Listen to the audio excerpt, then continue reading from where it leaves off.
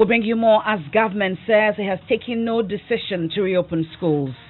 What will be the best way to protect teachers, non-teachers, students, if we are to open up at some point? We have details plus where we are on getting the Malagasy COVID-19 cure and the 173 new cases recorded in Ghana in the last 24 hours. Deputy Communications Minister George Anda commenced Multimedia Group's Arrive Alive campaign. I'd like to commend the Multimedia Group as well as all well-meaning Ghanaians who are dedicating time and sharing experiences to make our roads and travel experiences in Ghana safer. I have details, and I'm not against the church. Asin Central MP Kennedy Ejapon says as he gets founder of the International Gospel Church Bishop Obinim arrested for forgery. And I've gotten involved because in the course of my investigation, I've seen that he has done harm to a lot of innocent people in this country. And I have to let Ghanaians know. I have the latest on this case in sports. Current Black Stars players go to tournament to play for contracts and not to win laurels for the country. That's according to 1978 AFCON winner Willie Kluche. And later in the bulletin, I had a strong feeling that, storm will be over one day. They'll see me shining. I didn't know it was going to come this quick though, but I thank God that I dreamt of today and it's here.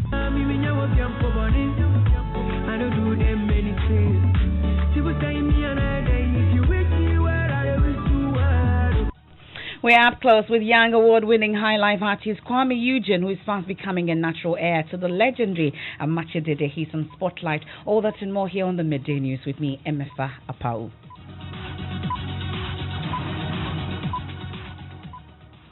And with no vaccine or cure for the coronavirus in sight, people cannot live in confinement forever. Government says its refrain, living with the virus, is to start a national conversation on the best conditions under which the current restrictions could be lifted. Currently, schools, churches and mosques remain shut as part of measures to reduce spread of the virus. At a news conference in Accra today, Information Minister Kojo Ponkruma explained why the government wants you to live with the virus. The world does not have a vaccine or a validated cure for it.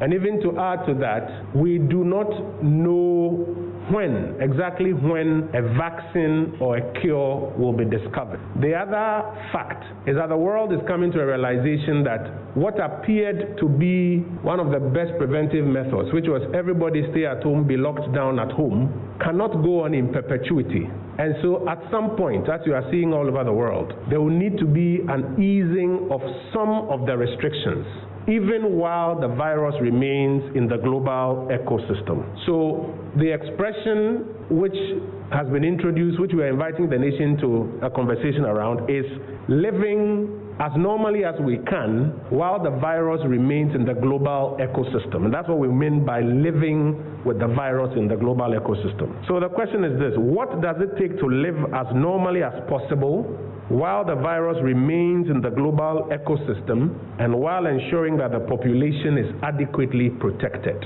We need to start having a national conversation and consultations of various stakeholders about this. Indeed, some of the consultations have started already.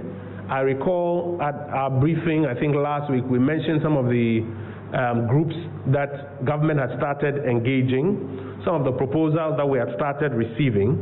But this morning, we also want to encourage, in particular, our colleagues in the media, to, as you have done so far, to join us to play your part in this level of public engagement about what it takes to live a new normal while the virus remains in the global ecosystem, while we protect ourselves. The deeper the public engagement, the better the options we will have. As I mentioned earlier, the question before us is not whether or not it is possible to ease some of the restrictions. The question is, what does it take to ease some of the restrictions while ensuring that the population is protected? You heard the Information Minister Kojo Ponkruma. Now, over the past week, some teacher unions, including NAT and NAGRAT, have requested that proper measures are put in place in schools before lessons can resume. Mr. Ponkruma says the government has not taken any decision on schools reopening. We have observed from our Media Monitoring Center lots of reports that say that government says that schools are to reopen soon. With the greatest of respect, it is not correct. Government is not saying that schools are to reopen soon. What we are saying is that consultations on what it takes to reopen schools is what we are currently engaged in.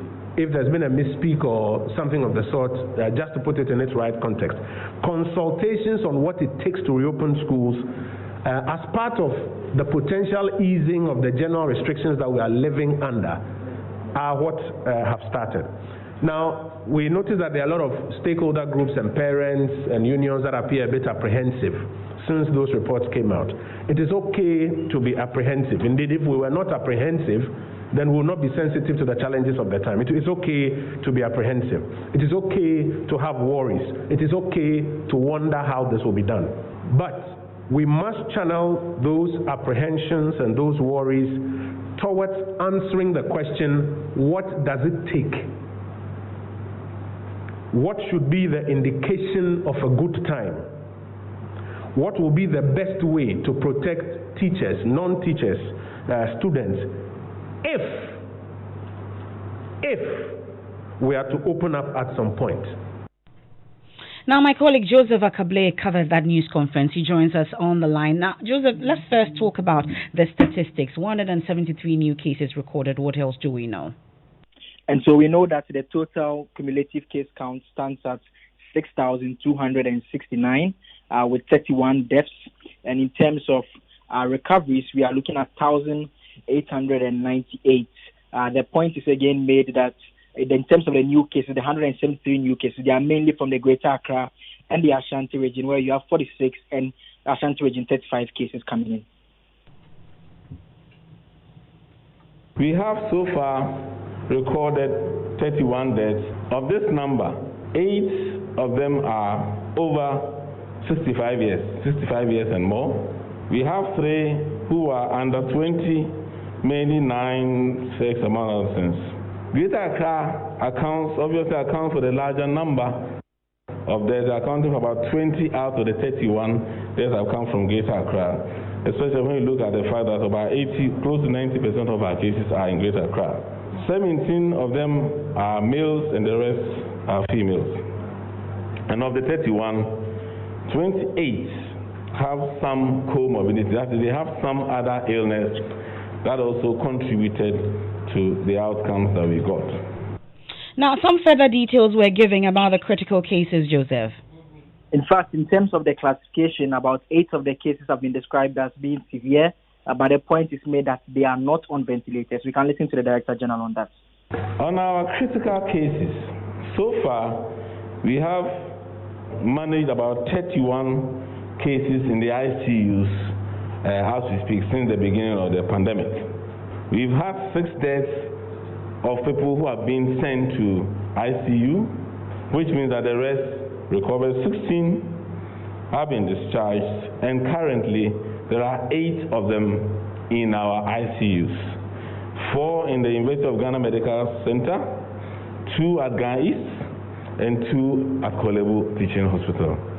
None of them is on ventilator as we speak now.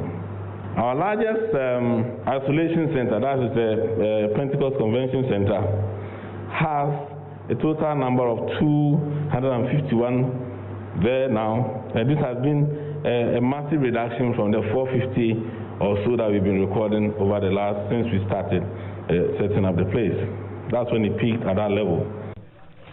You have Patrick Kumabwaje and also my colleague Joseph Apawu. Now, the Ghana Health Service also announced that the protocols, outlined to contain spread of the coronavirus should be the same for the Electoral Commission if that outfit is to embark on a voter registration exercise. Director General of the Ghana Health Service, Dr. Patrick Kumabwaje, said this at a news conference in Accra today.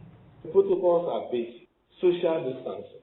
In any way that has to be done, depending on your environment, you need to adopt the appropriate measures of mask, hand washing, and appropriate distancing. So it doesn't really matter whether in this setting, whether it's in a factory or anything. The principles are the same. And as long as you abide by it, that should be okay. That's the Director General of the Ghana Health Service, Dr. Patrick Kumabwaji. Now, still on COVID, the minority in Parliament has a motion seeking that the House rejects the constitutional instrument that will allow the EC to register new voters based on a set of rules or a new set of rules. The new CI, if passed, will remove the voter's ID card as a registration document for a new voter ID card, but allow for the use of the Ghana card. The CI needs 21 continuous sitting days to mature, and today is day 10. The notice of motion filed by Boko Central MP, Mr. Mahama Ayariga, is asking the House to reject the Public Elections Amendment Regulations 2020, that's CI 126, even before the Subsidiary Legislation Committee submits a report on the CI to the floor. Parliamentary correspondent Joseph Opoku-Gakpo joins me on the line with details on this. So, Joseph, what processes must be evolved as the minority files this motion? And so now it's been brought to the attention of the Speaker's office since the 19th of May. The Speaker needs to admit it and allow for Mr. Ayariga to move the motion on the floor of the House in order for MPs to then debate and vote whether they would want to support the motion for the rejection of the CI. There's been reactions already to this particular effort. Let me get a quick comment from Patrick Yabwama, who is the MP for Kaikri Central and a member of the Subsidiary Legislation Committee. Briefly, you are describing this motion by Mr. Ayariga as premature. What do you mean by this? I'm just telling you it's not going to succeed. It's a mischievous motion and part of the grand scheme of the National Democratic Congress to derail the peaceful process that the EC has set in place and in motion towards a peaceful general election come December. And we as a responsible majority will ensure that every constitutionally laid down process towards a peaceful, fair general election in December will come to fruition. That's a member of the Subsidiary Legislation Committee there, Emefa. We'll see how that pans out. But, of course, the Deputy Communications Minister, George Anda, has also commended the multimedia group for Arrive Alive road safety campaign. When did he say this? He's been delivering a statement on the floor calling for a concerted effort on the part of all stakeholders to make the nation more safe when it comes to issues having to do with road accidents. And he says the multimedia group has done quite some positive work in that regard. To conclude, Mr. Speaker, as a supporter of the multimedia Arrive Alive road safety campaign, I urge all road users to comply with the road safety regulations, wearing seatbelts, and comply with road signs. I'd like to commend the multimedia group, as well as all well-meaning guardians who are dedicating time and sharing experiences to make our roads and travel experiences in Ghana safer. Now, the Deputy Communications Minister, George Anda. Of course, our eyes and ears are on Parliament as that motion is submitted by the Boko Central MP. This is the midday news here on Joy 99.7 FM. Now, it's a last-minute attempt to salvage their belongings as earth-moving machines rip into concrete and wooden structures at Jamestown. The demolition exercise is to make way for the construction of a fishing harbour. A 26-year-old mother of 4 and widow, Mary Ayi, says she has lost her place of abode and fear she will soon lose her source of livelihood. Maxwell Agbagba has more in this report from Jamestown. See some of them trying to salvage some of the items from the debris. Let me talk to this lady here. She's carrying a baby. It's a beautiful baby. Well, what's her name? Nadede. Tell me, is this where you live? This is where me and my children we sleep. Since my husband died, we sleep here. We don't have any place to go. I don't have anywhere here. So now that your building has been demolished, what's next for you and your 4 children? That's why I came here, to beg the government that we beg him. We don't have anywhere to go. I eat here, I work here, I suffer here, I do everything here. So right now they have come and scatter here. What should I do right now? Because I don't have anything to do. So I beg him. We beg him, but we are suffering. But you know, the authorities and the government want this place to get better. We know. So that business will boom here. We know. But he should have given us some place to stay before coming to do these things. So that's Maxwell Agbagba earlier at Jamestown. Now he's back on the ground. He joins us on the line. Maxwell, has anything changed? Well, Emefa, nothing has changed. In fact, churches are not being spared in this demolition. The schools and orphanages have all been, brought down to make way for the construction of the Tema Fishing Harbor, the Jamestown Fishing Harbor project. In fact, the head pastor of the church that was demolished, we spoke to him. He said he only managed to pick his cassock and then Bibles, and that's the only thing that he's going to pick, and he will leave the rest, to God. But we've been speaking to the the acting chairman of the Ashiedu Keteke Metro, and he talks about the enormous benefits that the residents will benefit from this project once it is completed. What we are doing today is just a continuation of what we started yesterday. Our responsibility is to clear the entire place for the contractors to take over. So all these people we see here, where did they sleep yesterday? I can't really tell. I believe most of them also come from the community, so they have their family houses and other things. But we can't say because of them the work should not go on, because this is something the entire community is embracing. Because when the fishing harbor was here, in fact, it brought a lot of economical improvement to this community. But since it was taken from this place to Tema, it has impoverished us. That's the chairman of the Ashiedu Keteke Sub-Metro, Seth Raymond Tete. They're speaking to my colleague Maxwell Agbagba. Let's head to Tema now, because the Regional Police Commander, DCOP Akrofi Oyirifi Edward Johnson, says police are in court to seek its direction for handling 9 inmates who have tested for COVID-19. 9 inmates at the Ashaman and 1 other at Bong. Police cells last week tested positive for COVID-19. Since then, some steps have been taken to reduce spread. DCOP Oyirifi discloses when Zoomlion Ghana Limited disinfected some of their stations. Tema, the personnel, we have not recorded any positive results so far. But with the image, we recorded 9 in Ashama cells and 1 at Boom. So they were remand and then convict prisoners. But the other inmates tested negative, and we have taken it upon ourselves to move motion at the cost, for the cost to direct them, for them to be kept at isolation centers for their treatment. Have you done that yet? And where are they coming? The cells here, and it looks quite congested and not really. What are you doing to make sure that we practice some state of social distancing now? I don't think that we are putting them at risk, because they are not getting in contact with the general population. So I should think that even being there, they are automatically quarantined and in isolation. So it is even better to be in the sense as at now than to be roaming about.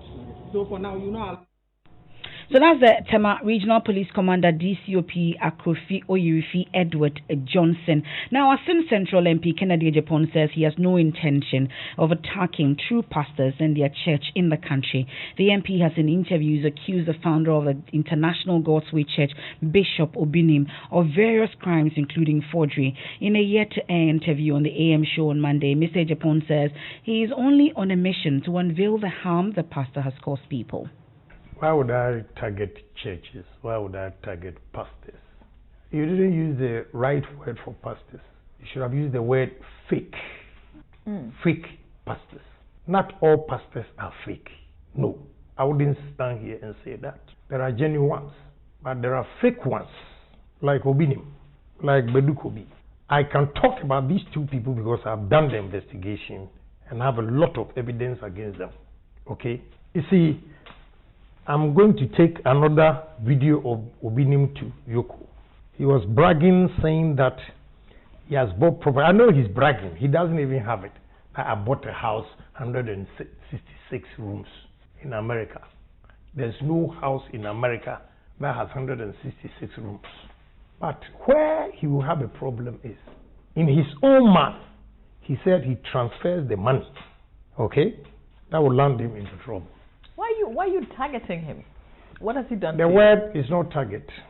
He went out there to brag that he would put his priesthood or whatever aside and deal with me for a whole year. And I enjoy that. I enjoy that. I like people who are bold like that. So, is it a target? He sent his missiles, these young men going on radio, television, insulting me, but I'm focused. Have 1,001 evidence against him. After the police, Yoko will come in too. Because I've sent the people there, they've investigated the transfers. He puts money in people's account and he transfers to Spain. That is money laundering. It's also coming up. I am not going to rest. And I've gotten involved because in the course of my investigation, I've seen that he has done harm to a lot of innocent people in this country. And I have to let Ghanaians know. That's the Asin Central MP Kennedy Ejapong speaking to my colleague Mamavi Owusu-Abuaji. She's also host of the AM show. That full interview will air on the show on Monday on the Joy News channel. Remember, it's free to air on all digital platforms. You want to catch that interview. Now, we know that Bishop Obinim was arrested for various offenses, including forgery, but we are learning he's still in custody. We are joined on the line by the PRO for the police CID, Madam Juliana Obeng. We are grateful for your time here on the Midday News. So what exactly is Bishop Obinim's situation? Well, good afternoon to your listeners. As we speak, Bishop is still in police custody.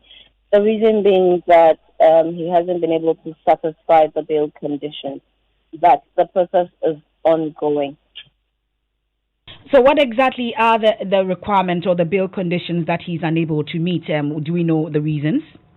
Okay, so on Tuesday, May 19th, when we sent him to court, the court granted him bail with 3 sureties, 1 person to be justified in the sum of 100,000 Ghana cedis. So that was the bail condition. This condition, as I speak to you, has not been satisfied. But I'm told that the process of satisfying this condition is ongoing. But what's his condition as we speak? How is he faring? I'm not quick to talk about his condition because I do not have the permission to talk about his condition. But I do know that he is in our custody. Once we have not heard otherwise, we know that he's fine. We are grateful for your time. That's the police, the CID PRO, Madam Juliana Obeng. You're listening to the Midday News. You're on Joy 99.7 FM. Our top stories: living with the virus, government's new campaign to get Ghanaians to brace up for the easing of restrictions as the world struggles to find a cure or vaccine for the coronavirus. Government has also announced that it is taking no decision to reopen schools. When we return from the break, we're up close with young award-winning high life artist Kwame Eugene, who is fast becoming a natural heir to the legendary Amachi Dede. I had a strong feeling that, storm will be over one day. They'll see me shining. I didn't know it was going to come this quick though, but I thank God that I dreamt of today and it's here.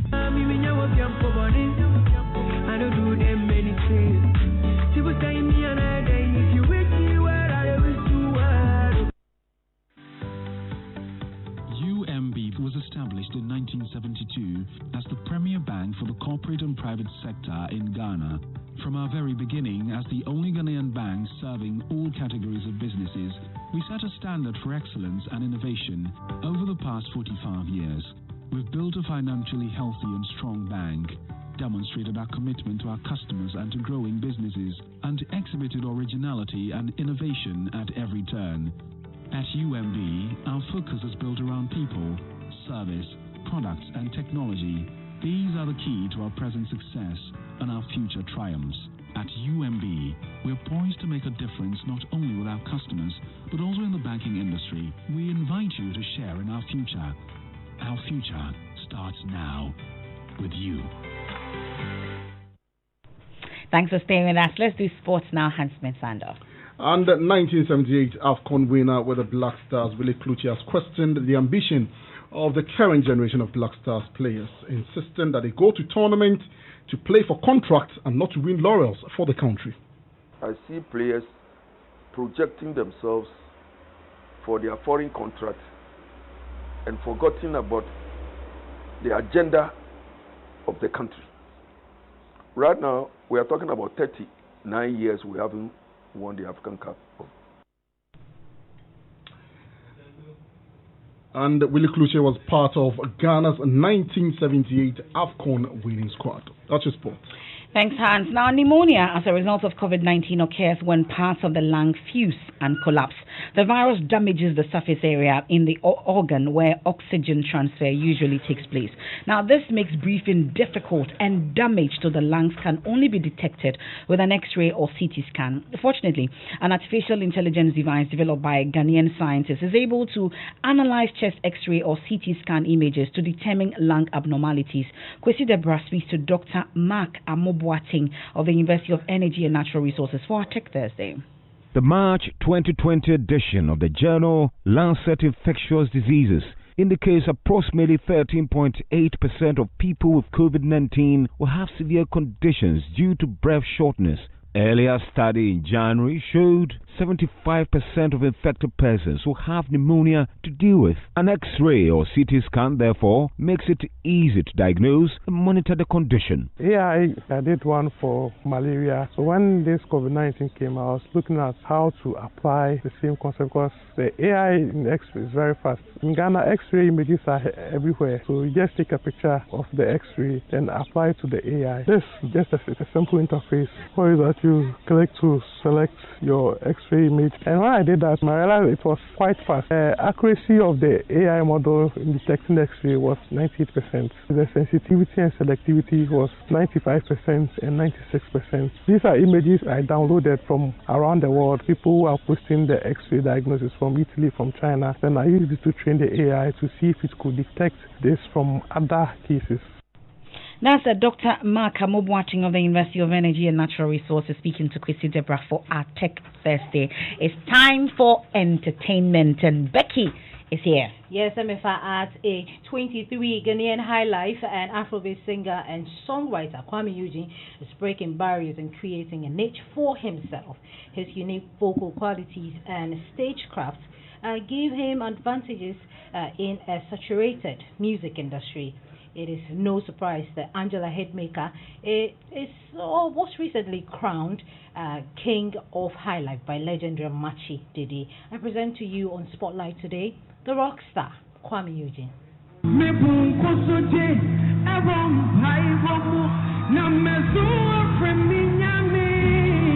You know what they say about most musicians. The story of Kwame Eugene is not far off.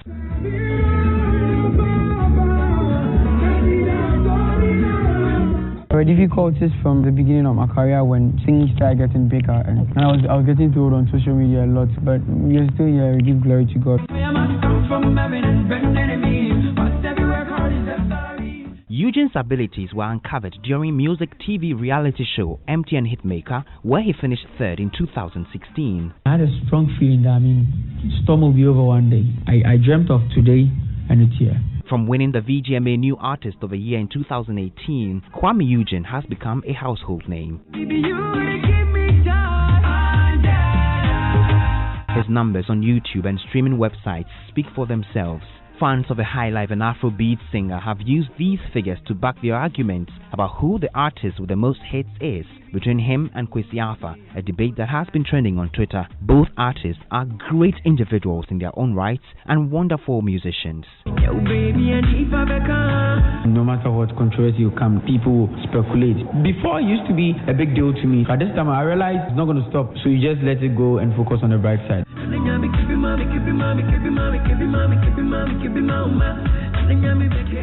In May 2019, legendary High Life artist Machi Dede on the VGMA stage crowned him the new king of High Life in Ghana. Now people say High Life, but we are proof to me say High Life is still living. You are coming to raise the High Life music. Nyami Shroud, from my heart, from God, I support you, Kwame.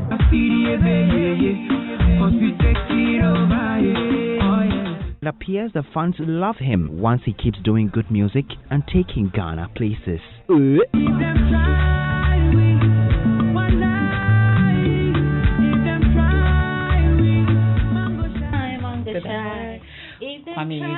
Yeah, but Elom EL is trending on Twitter. And Daddy Lumba is trending too. Becky, I'll be watching you on TV. Thank you so much for joining us for entertainment. And that's it for the midday news as well here on Joy 99.7 FM. There's more news when you log on to myjoyonline.com. Thanks so much for your company. I am Emefa Apawu.